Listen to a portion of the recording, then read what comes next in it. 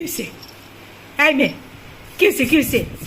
হ্যাঁ, না না না না না না না না না না না না না, মাথা গরম করে না, মাথা গরম করে না বাবা। আমি তোমাকে সব দিব আগে রান্না শেষ করি। চলো চলো রান্না করে যাই। আসো আসো আসো আসো, রান্না করে যাবো। চলো রান্না করে যাই।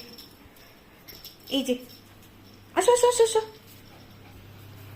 এই যে আমার এটা রান্নার মানে। হ্যালো বন্ধুরা, নমস্কার সবাইকে। আমি কাঁঠালের এঁচড় কোনোদিন রান্না করিনি। আমাদের প্রচুর কাঁঠাল গাছ আছে এখানে, সেখান থেকে একটি কচি দেখে কাঁঠাল নিয়ে আসলাম। নিয়ে এসে এটাকে প্রসেসিং করে সুন্দর করে হলুদ লবণ দিয়ে মাখিয়ে রেখেছিলাম। তারপর এটাকে সুন্দর করে লাল লাল করে ভেজে নিয়েছি, সাথে কিছু কয়েকটা আলু দিয়েছি। পেঁয়াজ দিলাম তেলে, সাথে শুকনো লঙ্কা, রসুন বাটা, আদা বাটা, এটা দিয়ে সুন্দর করে একটু ভেজে নিলাম যাতে কাঁচা গন্ধটা চলে যায়। তারপরে এটার মধ্যে দিয়ে দিলাম গরম মশলা, সব ধরনের গরম মশলা, তেজপাতা, লবঙ্গ, এলাচ যা আছে সবগুলো সুন্দর করে বেটে এটার মধ্যে দিয়ে দিলাম। এটা দিলে আমার কাছে, এই বাটাটা দিলে আমার কাছে মনে হয় খুব ভালো লাগে। সাথে জিরাও দিয়েছিলাম, বলতে ভুলে গেছি। খুবই মজা লাগে, খুবই ভালো লাগে।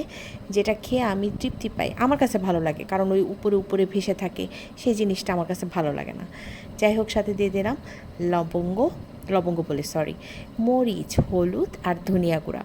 এগুলো দিয়ে সুন্দর করে কষিয়ে নিতে হবে সেই পর্যন্ত, যে পর্যন্ত আপনার উপরে মশলার তেলটা চলে না আসে। আমি জানি আমার থেকে অনেকে অনেক সুন্দর ভালো রান্না করতে পারে, সেই তুলনায় আমি এত ভালো রান্না করতে পারি না।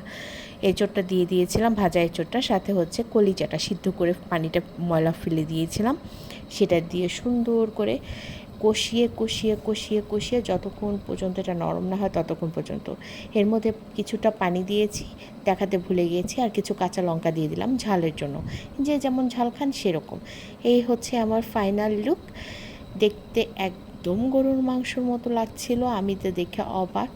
খেয়ে দেখেছিলাম, যাই হোক আমার কাছে ভালো লেগেছে, আমার হাজব্যান্ডের কাছে ভালো লেগেছে, আমার পরিবারের কাছে ভালো লেগেছে। আপনারা করে খেয়ে দেখবেন এবং বলবেন কেমন হয়েছে। দেখেন একদম সুন্দর গলে গেছে।